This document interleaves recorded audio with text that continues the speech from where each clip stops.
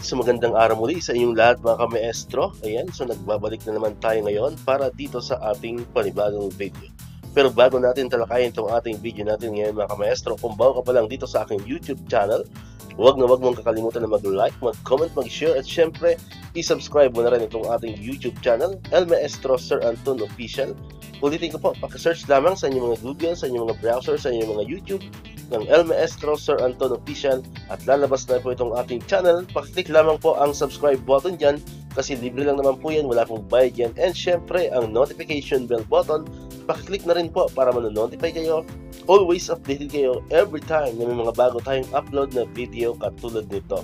Alright, so nabanggit ko na kanina kamaestro, meron tayo ngayong panibagong video.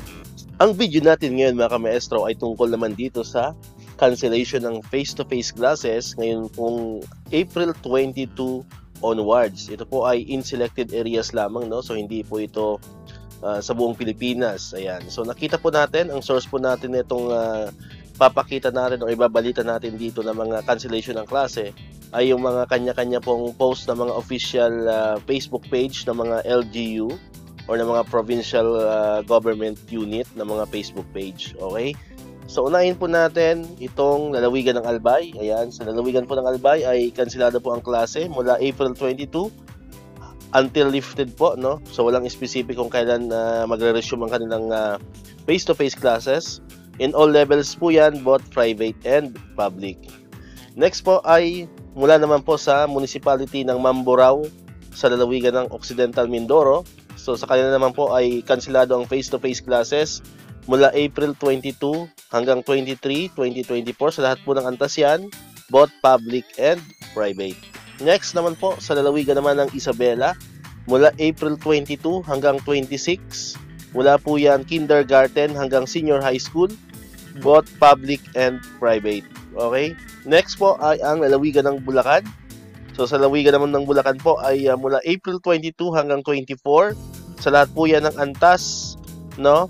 Sa lahat po ng antas sa pampublikong paaralan, samantalang sa private naman po ay nakadepende po yan sa discretion ng bawat schools. Okay? Next is sa municipality naman ng Bawang sa probinsya ng La Union. Sa La Union naman po ay nagmula na po ito noong April 19 at magtatapos po hanggang April 26. Ayan. Sa lahat po yan ng public schools in all levels. At ang panghuli ay sa lalawigan naman ng Sultan Kudarat until April 30, 2024, lahat po yan ng antas. No?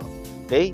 So far po yan lamang po yung mga nakalap natin na mga nag-anunsyo po na wala silang face-to-face classes. So ibig sabihin, face-to-face class lang naman po ang nasuspend. Ibig sabihin, magsiship sila into modular or maybe online class. Okay? So, antabay lang po kayo sa ating channel kasi pag may mga latest development, mga latest update ng mga cancellation ng pasok, especially ngayong tayo ay nasa peak pa rin tayo ng pagtaas ng ating heat index. Ayan, so ipopost po natin yan dito sa ating channel. So, ingat po ang lahat, no?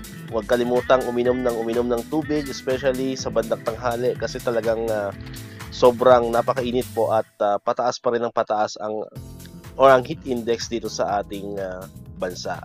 Okay? So, subscribe ka na rin sa aking channel, no, para always updated ka, no?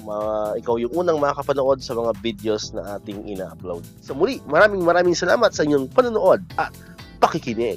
Once again, El Maestro. See you on my next vlog. Bye-bye!